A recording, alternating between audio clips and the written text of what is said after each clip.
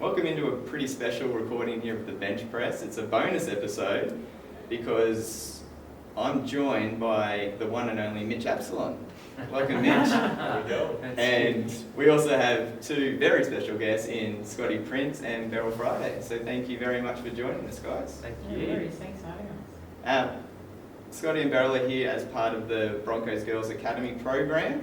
We've talked about an assembly, and they've very kindly given us 15 minutes of their time to do an interview and cover a bunch of things. So, Mitch, you want to start off with your first question that you had here? Yeah, no worries.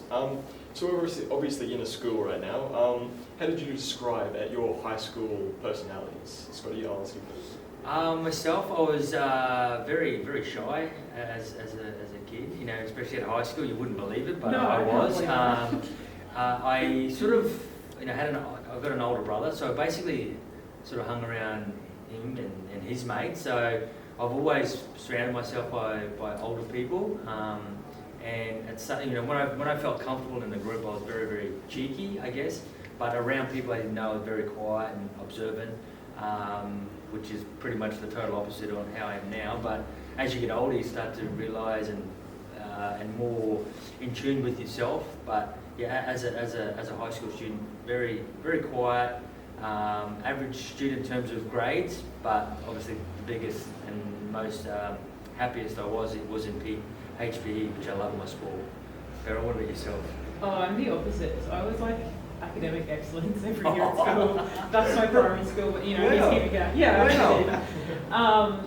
I wouldn't say that I was loud, but I wasn't quiet. I was like outgoing, but I guess I only really spoke when I had something to say. I guess but everyone I see now who I went to school with in primary school, high school, they're like, oh, you're exactly the same. So I think that's a real credit. I like that. Yeah, cool. I like the fact Scott mentioned cheeky, because that was one of the examples that we were going to provide if we got stuck. Yeah. Cheeky troublemaker role model, so That well done, sounds Mitch. like Good you. start. Yeah. Cheeky troublemaker? No, I wouldn't say trouble. You talked about PE being your favourite subject. Yeah. Beryl, yourself? I didn't like PE. I like and I guess this goes to show the role of teachers at school, because my PE teacher hated me. And me and my best friend at school, I don't know if she hated it, but she was just not very nice to us. Because my friend the following year was an Olympian at swimming. Obviously I was quite good at netball for my age, and I think my teacher kind of tried softball, wasn't ever at professional level. And I don't know, she was kind of... You're saying she's Wow. jealous? No, I'm not saying Jealous, she's jealous. That's the feeling I'm getting. I'm not saying she's jealous, but she just wasn't very nice. Yeah. So I think my favourite subject was probably, can I say physics? Again, that's just showing how nerdy I was. I just found You physics. can. Yeah, I just found physics so interesting to see how everything weighs in on the world, and some of the assignments we used to do was building rockets, and even just homework with being how long is a cup of coffee going to take to cool down to room temperature using quadratic equations. So Yeah. I thought it was I test Some it of with the my stuff- mouth, you go too early, it Well, burns that's what I'm in saying, and a little bit you're longer. It's very When you've scientific. got that street smarts, you don't really need Yeah. science. I just think it gets to the point there's something that you really need to know in life, and some things you just make sense just to sit and go, oh, that's too hot. We didn't even find out time. Just put it under a fan or in front of the aircon. What I do in the car. So yeah, you keep on doing that. That's I just found physics interesting. So the lesson here, kids, find that balance between street and school smart. Yeah, and then you cover exactly. it. Exactly. And as a senior PE teacher here, and Mitch is one of our PE students, biomechanics is the bridge between physics and sports, so there we go. Yeah. Look at that, boom, academics, people. Exactly. There you go. More you Oh, you brought it up actually, Beryl. One of our questions was there someone from your schooling time, whether it's a student, a teacher, someone who's had a lasting impact on your life? You've mentioned, unfortunately, a negative one. Is there someone positive as well from... Because I went to boarding school, so my netball coaches at school also happened to be high performance coaches. One of them used to captain Australia. Wow. Yeah, so Vicky Lawson and Yes. stuff. Yeah, so she was my school coach, and they used to take a lot of time out to take me out to the boarding house and get me out and about. Wow. And then I still have a relationship with them, so Vicky's kind of my mentor now, and I still call her for life advice, because I think the older I get, the more impressive she gets with her life away from netball and how she keeps herself in business. She's on the Broncos board now. I'm like, how? I just think she's really impressive with how she tolerates her brand, I guess.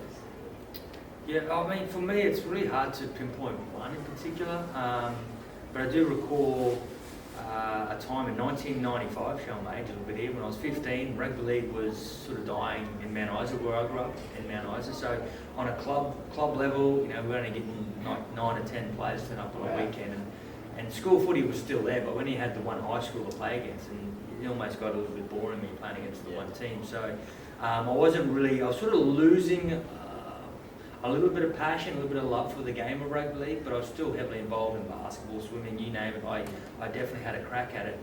And it was a senior teacher at the time. He was a manual arts teacher, and he must have had some sort of relationship with the Broncos at that particular time.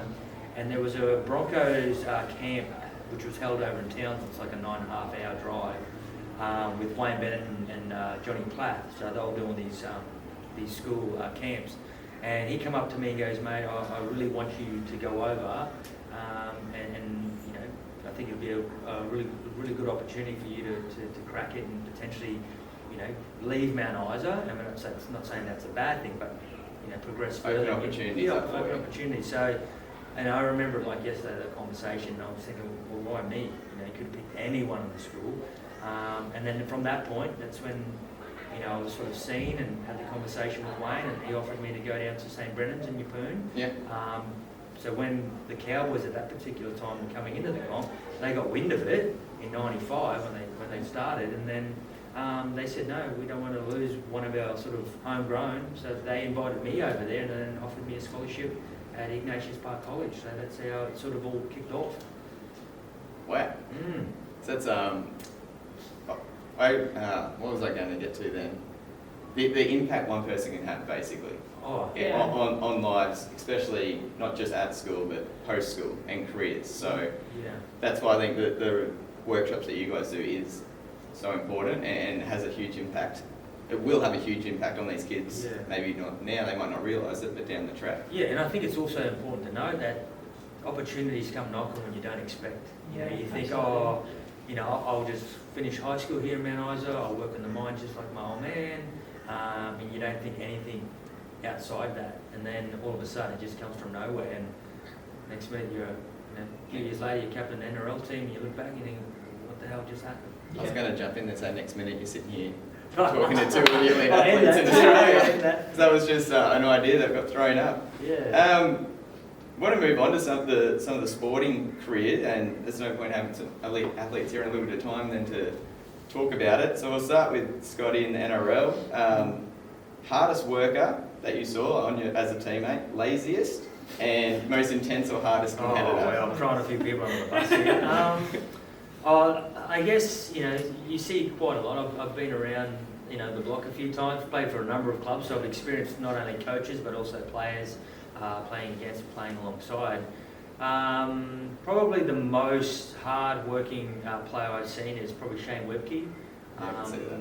You know, what he's been through, you know, he wasn't the most, from all reports, the most talented player getting around, but he worked so hard on his game, and the way he played was the way he trained.